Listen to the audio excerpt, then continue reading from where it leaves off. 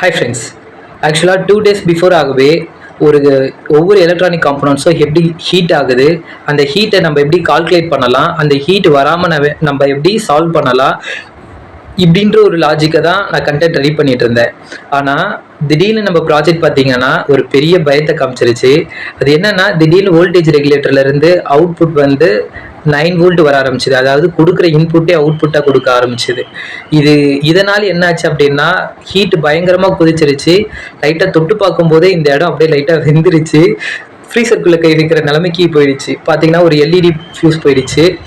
அப்புறம் நல்ல வேலை ESP32 கண்ட்ரோலர் அப்புறம் I2Cலாம் ஃபியூஸ் போகாமல் இருந்தது. ஸோ நான் இது கண்டினியூஸாக நான் இத்தனைக்கும் மல்டிமீட்டர் வச்சு செக் பண்ணிகிட்டே இருந்ததுனால, நான் எப்பப்பெல்லாம் சர்க்யூட்டில் கை வைக்கிறேனோ ஃப்ரீக்வெண்ட்டாக நான் மல்டிமீட்டர் வச்சு செக் பண்ணிகிட்டே இருப்பேன். ஸோ அப்படி இருந்ததுனால கண்ட்ரோலரும் I2Cயும் RTCயும் சேஃப் ஆச்சு.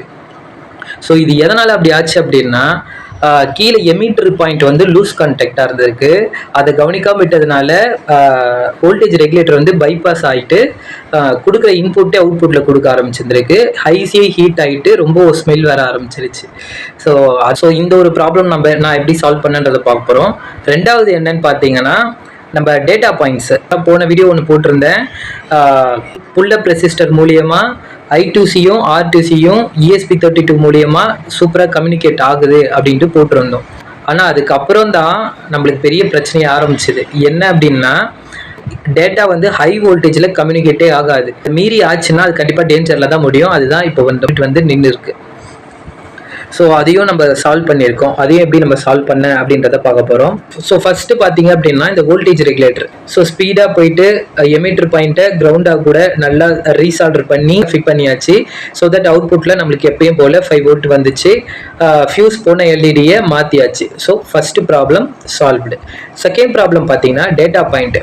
ஆக்சுவலாக ESP32 GPIO பின் வந்து 3.3 வோல்ட் தான் ரெகக்னைஸ் பண்ணும். அதுக்கு மேலே வந்தது அப்படின்னா டேட்டாவை ரெகக்னைஸ் பண்ணாது.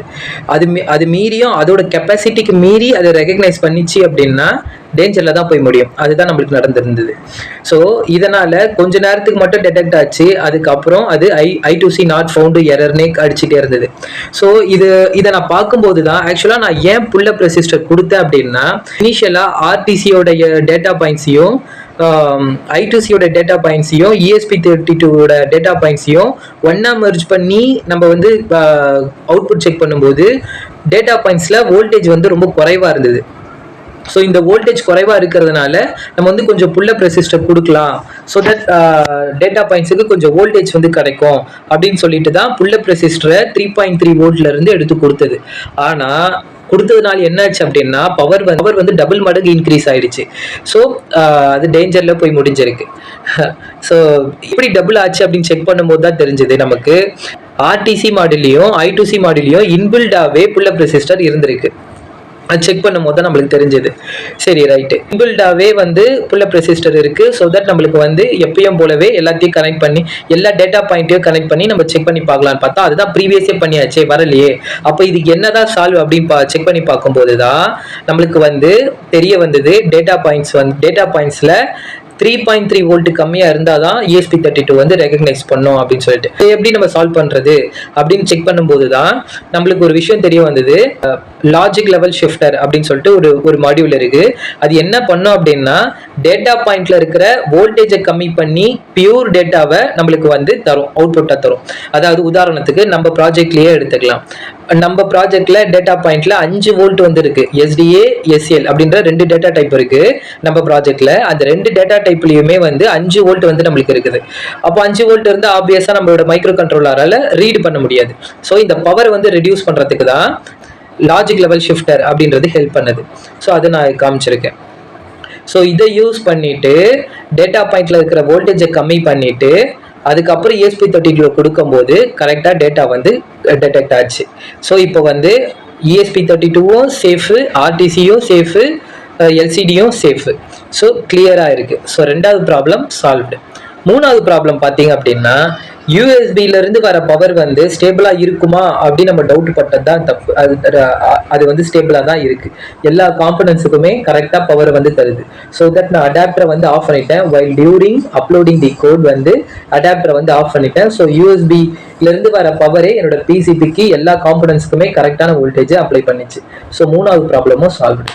ஸோ தட் இப்போ வந்து நம்ம என்ன பண்ணியிருக்கோம் அப்படின்னா பிசிபி போர்டில் நம்ம வந்து வோல்டேஜ் ரெகுலேட்டர்ல இருந்து வர 5 வோல்ட்டை நம்ம வந்து I2C R2C ESP32 எல்லாத்துக்குமே VCC கிரவுண்டுக்கு காமனாக கொடுத்துட்டு I2C RTC ESP32 டேட்டா பாயிண்ட்ஸ்ல இருக்கிற வோல்டேஜை கம்மி பண்ணி ESP32 மூலியமா கம்யூனிகேட் பண்ணி வச்சிருக்கோம். சோஃபார் இதுதான் பண்ணியிருக்கோம். பாக்கி இருக்கிறது மாஸ்ஃபெட் லாஜிக் மட்டும்தான். மாஸ்ஃபெட் லாஜிக் எதுக்கு அப்படின்னா நம்ம ப்ராஜெக்ட்ல ஆட்டோமேட்டிக்கா டேர்ன் ஆன் ஆகி ஆட்டோமேட்டிக்கா டேர்ன் ஆஃப் ஆகும். நம்ம வந்து ப்ரோக்ராம் பண்ணிடுவோம். 6 மணிக்கு டெய்லி காலையில 6 மணிக்கு இந்த டிவைஸ் வந்து ஆன் ஆகணும். டேங்க்ல இருக்கிற வாட்டர் லெவலை செக் பண்ணி நம்மளுக்கு மொபைல்ல டெலகிராம் மூலியமா நம்மளுக்கு வந்து மெசேஜ் வரணும். இதுதான் வந்து ஸ்கோப், ப்ராஜெக்டோட ஸ்கோப். ஸோ இதுக்கு டெய்லி மார்னிங் 6 மணிக்கு இந்த டிவைஸ் ஆட்டோமேட்டிக்கா டேர்ன் ஆன் ஆகிட்டு ஆட்டோமேட்டிக்கா செக் பண்ணிட்டு டெலகிராம்ல நம்மளுக்கு மெசேஜ் வரணும். இது மார்னிங் ஒரு தடவை நடக்கணும், ஈவினிங் ஒரு தடவை நடக்கணும். ஸோ இந்த மாதிரி automatic turn on turn off பர்பஸ்க்காக மாஸ்ஃபெட் லாஜிக் வந்து நம்ம உள்ள கொண்டுட்டு வரோம். ஸோ இந்த லாஜிக் மட்டும்தான் பெண்டிங் இருக்கு. இந்த லாஜிக்கும் இன்னைக்கு ஐ ஆல்மோஸ்ட் ட்ரை டு கம்ப்ளீட் அந்த மாஸ்ஃபெட் லாஜிக்கும் முடிச்சிட்டேன்னா நான் உங்களுக்கு அப்டேட் பண்ணுறேன். ஸோ இந்த மாதிரி எலக்ட்ரானிக் ப்ராஜெக்டோட ரியல் எக்ஸ்பீரியன்ஸை பார்க்கறதுக்கு நம்ம சேனலை சப்ஸ்கிரைப் பண்ணிக்கோங்க. உங்கள் ஃப்ரெண்ட்ஸுக்கு ஷேர் பண்ணுங்கள். பிடிச்சிருந்தா லைக் போடுங்க. Bye friends.